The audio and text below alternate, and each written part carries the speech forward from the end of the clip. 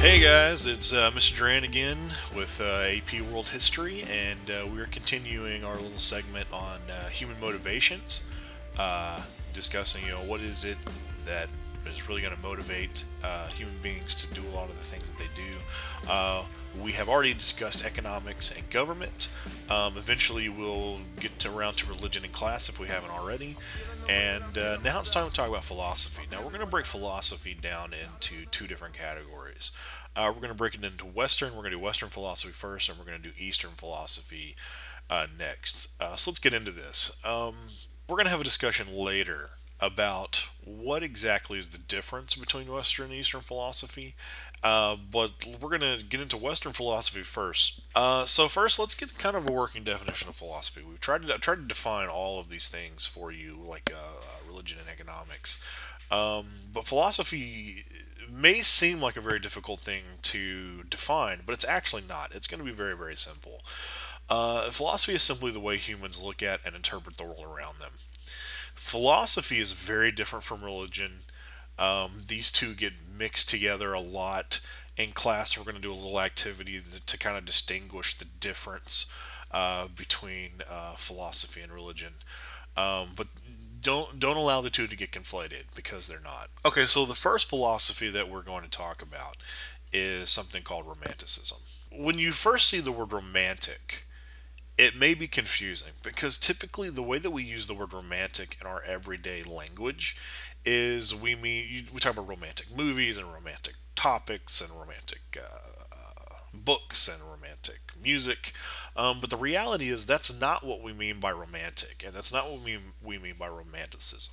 Romanticism is basically romantic art is very interested in pointing out the best things about life, very focused on emotion and feeling. It's extremely exaggerated. Romanticism is all about focusing on the exciting, not necessarily the good things about life, but definitely the exciting things about life. You know, if I made a movie about me getting ready to go to work in the morning, and it was just me, and I got out of bed, and I took my dog out, and then I made some breakfast, and then I took a shower and brushed my teeth and got dressed and kissed my wife and then walked out the front door. That's not exactly an exciting movie. Like nobody's paying money to go see that movie of me just getting ready to go to work in the morning. Romanticism is all about cutting out the boring, mundane parts of life and just focusing on the really exciting stuff. And so it's not just about like love, because you can also have like a romantic view of violence. So let's say, for example, you got an action movie and John Cena has two machine guns and he kicks in somebody's front door and he shoots everybody in the room and he's the big hero. That's a very romantic view of violence because it's just focusing on the exciting part. But the problem is, if John Cena really did that in real life, the reality is he'd probably die. Um, Another really good example is The Walking Dead. The Walking Dead is a really, really popular show. I love The Walking Dead. I know a lot of people who watch it very faithfully. It's a cool show. It's a fun show. But The Walking Dead is a very romantic depiction of the zombie apocalypse because the reality is, if like the zombie apocalypse really happened, most of us would be zombies. Like we assume that, oh, we're going to be one of the survivors and we're going to make it. No, most of us would be dead. Um, it's the show and other things only are focusing on the interesting and exciting parts.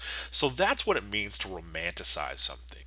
Now, it makes sense then how the word romanticism and romantic is going to be then changed, is going to be used to describe like sexual love or romantic love or something like that, because uh, that's going to be one of the number one topics that romantics are going to use. That part of our lives are some of the most exciting things that happen to us. And so romantic authors and romantic painters and romantic movie makers, they're going to focus a lot on love. And so that's why the word romantic kind of changes to meet that meaning. Romanticism is a focus on what should be. rather than what is. The next type of philosophy we're going to talk about is something called pragmatism. Pragmatism is a focus on something is good and true so long as it is useful.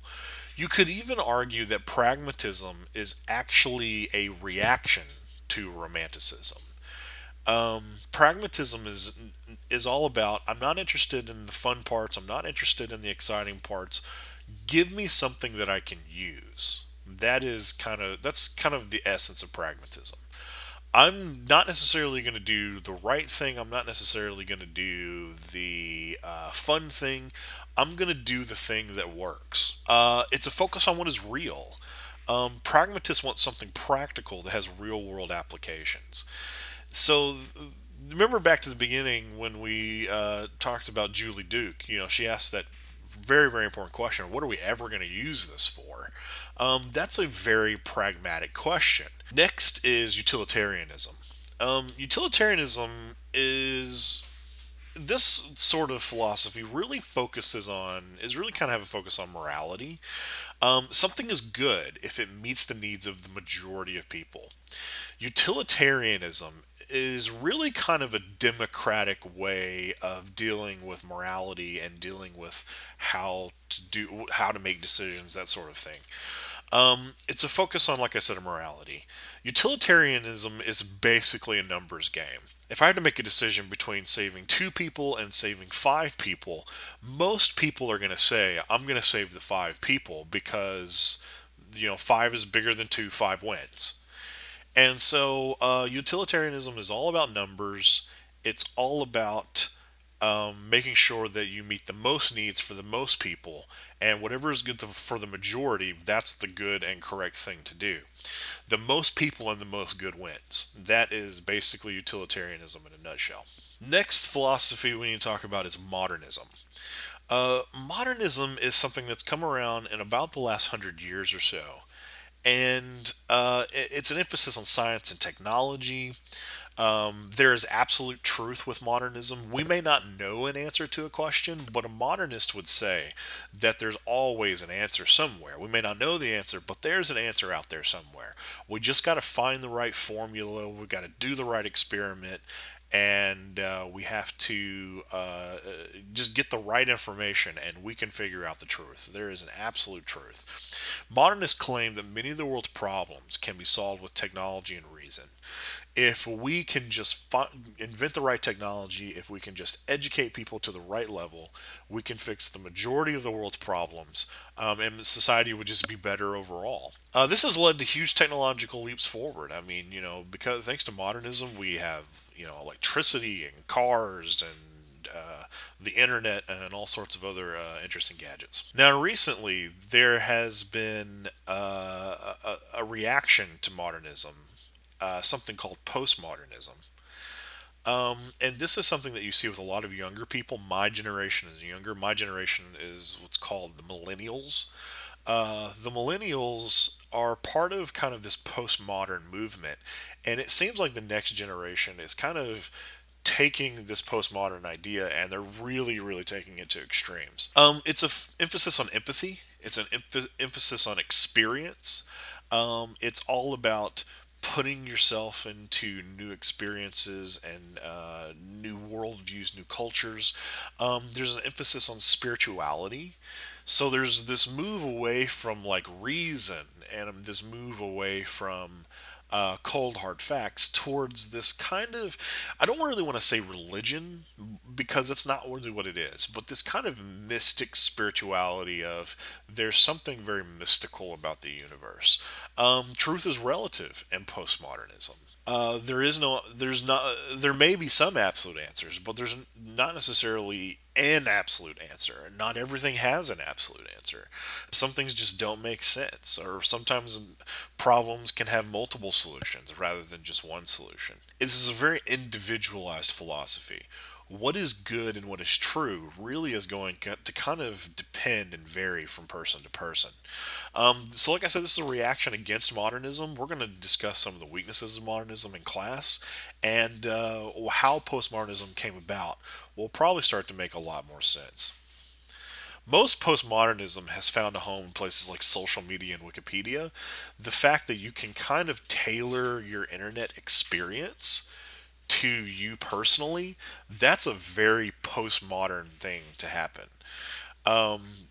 Technology has kind of allowed us to, we have our own Netflix queues, and we have our own Facebook feeds, and we have our own Instagram feeds, and you can tailor everything to your personal. A really good example of this is like smartphones.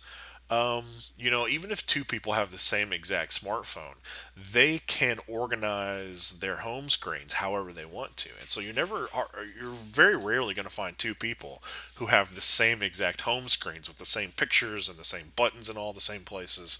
That is kind of a microcosm of how postmodernism works.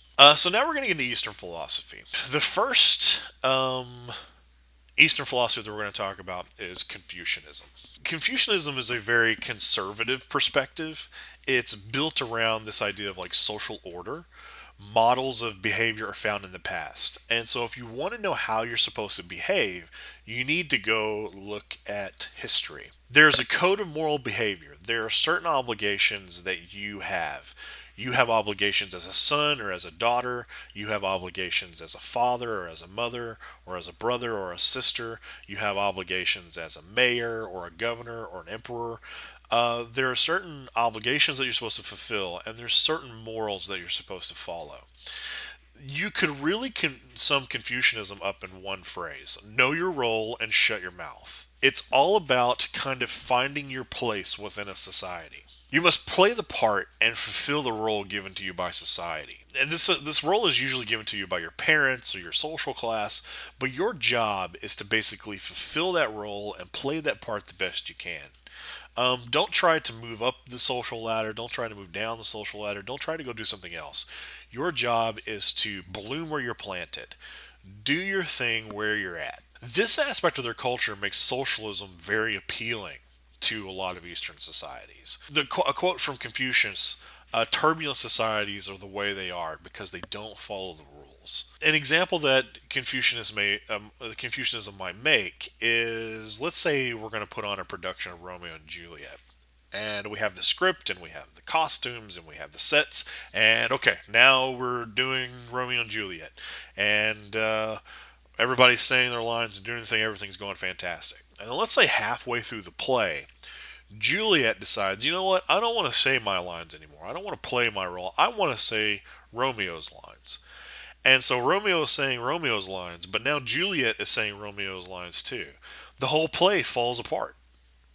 And that is essentially Confucianism in a nutshell. Is if you don't play your role and you don't do your part, society is going to descend into chaos. Next is Taoism. You see it spelled a couple of different ways here. Normally in textbooks, you're going to see it spelled with a T. Characteristics of Taoism: all humans are born with a certain amount of energy. So when you're born, you have all of the energy that you're ever going to have. What happens is that as you use up this energy, then you age. And when all of this energy is gone, then that's when you die. And most Taoists, when they talk about this energy, they're not really talking about like a literal energy. They might use the word energy the way that we might use the word destiny. So let's say somebody goes out and gets hit by a car. They would say that they only had enough energy to live up into that moment. And when they ran out of that energy, the universe basically took them out and eliminated them because there was no energy left. When this energy is exhausted, we die. And so Taoism is all about energy conservation. The martial arts are built around energy conservation. The meditation practices are built around energy conservation.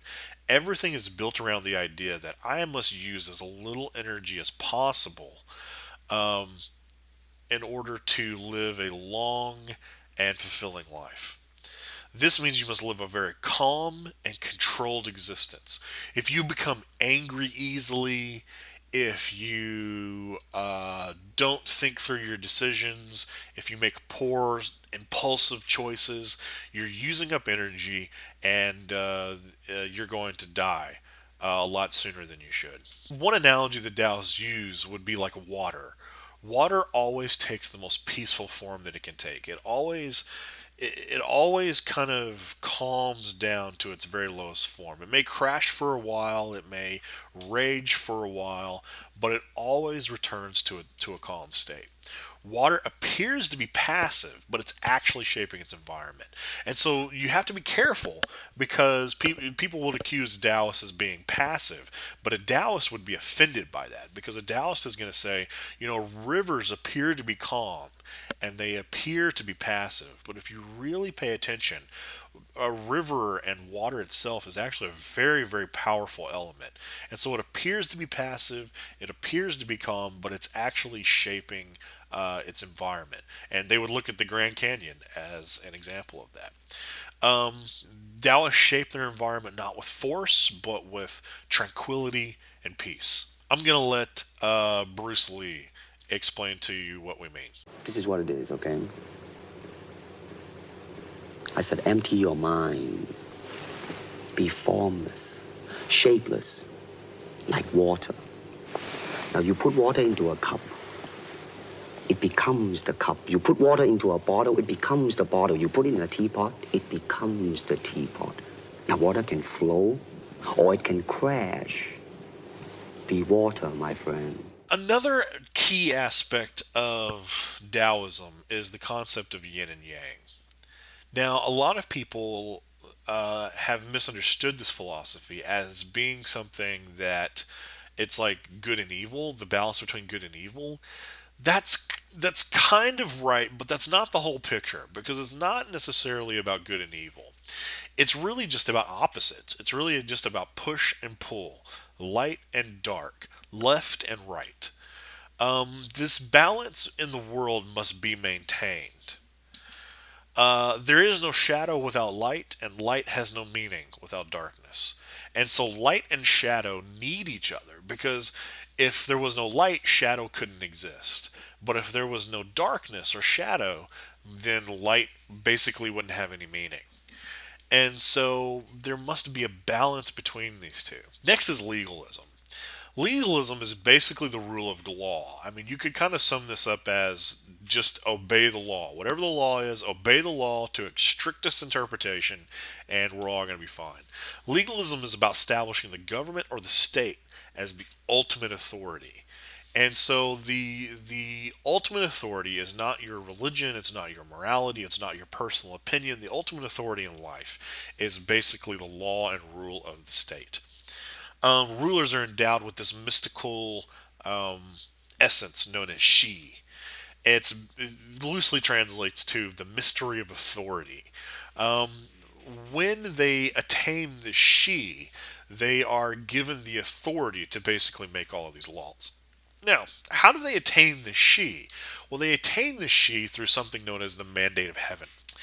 Rulers in the mandate of heaven are selected by the heavens. Now, you have to be careful with this word heaven, because if you're a Western mindset, most of us in the West are Christians, we have a very specific idea of what heaven is. Easterners, especially the Chinese, are using heaven in a very different way. They're using heaven in a much more mystical sort of way. Rulers are selected by kind of this mystical ether. They are selected on the grounds of living a moral lifestyle. So there's some rules. If you're going to be a leader, you have to follow some basic rules of morality. Don't drink too much. Don't cheat on your wife or wives. If you have numerous wives, you're only allowed to sleep with those wives. You can't sleep with women you're not married to. Don't be cruel to your subjects. Maintain your honor and victory. Don't chest thump. Don't brag. Don't take a victory lap. When you defeat your opponent in battle, you shake their hand and give them an attaboy, and then maintain your respect for them. Now, the interesting thing about this is that this is all kind of a smokescreen for a somewhat dubious way of ruling. This all looks good, and this is the justification that most Asian cultures, especially Chinese, are going to use to justify their rulers. But at the same time, there is kind of an undercurrent here of trickery. The real purpose of the Mandate of Heaven is to allow each dynasty to justify overthrowing the one that came before it. So if we convince everyone that you have to have the mandate of heaven to rule, what this means is that if we're going to rise up and destroy the dynasty and then implement our own dynasty, what we have to do is we have to convince people to support us. We have to convince people to come over to our side. And one of the ways that they're going to do that is they're going to use the mandate of heaven. They're going to use the mandate of heaven as justification for overthrowing any dynasty that came before it. And so, how do you convince people that they've lost the mandate of heaven? Well, what we're going to do is we're going to point out all of their faults. We're going to point out all the mistakes they made. And then on top of that, we're probably going to make up some brand new ones that they're not actually guilty of. Every dynasty that takes power is going to make up wild stories about the previous one. And so that's why we get into this situation where we have to be very careful when we read what one dynasty says about another dynasty. We have to read it with very, very strict scrutiny because they're going to make up all kinds of crazy stories about one another. They're going to say, well, those guys have lost the mandate of heaven because they're having orgies in the palace and they're murdering children and they're barbecuing and eating infants and they're just doing all these horrible, horrible, horrible things. When the reality is that not even half of it was probably true. Now, in the West, we do have something kind of similar to this, known as divine right. In the West, the way a lot of kings are going to justify ruling over their subjects is by claiming something called divine right. And so when people ask, well, why do you get to be king? The response is essentially going to be, well, because God chose me. Divine right is basically saying that God chose me to be king, and therefore that's why I get to be in charge. Don't argue with God. And people are going to say, "Oh yeah, you're right. Yeah, definitely don't want to argue with God." And so for many centuries, people are just going to kind of buy this. And so, mandate of heaven and divine right are kind of the Eastern and Western versions of one another. Okay, we're going to spend a lot of time talking about philosophy in class, and so let's wrap this section up. Philosophy affects all the other aspects of life. It has a huge impact on religion, it has a huge impact on government, it has a huge impact on economics. And people are rarely any one particular philosophy, but instead a mosaic of many. People often, this is usually the point at which somebody asks me, okay, so which one's right? um, that's a very Western question. That's a very Western way of looking at the world to ask me, well, they can't all be right. One of them's got to be right. An Easterner would never think to even ask that question. An Easterner would kind of just pick and choose and take whatever pieces of philosophy they felt like they needed. Up next is disease. We're going to do some activities on philosophy in class, and so I'll see you next time.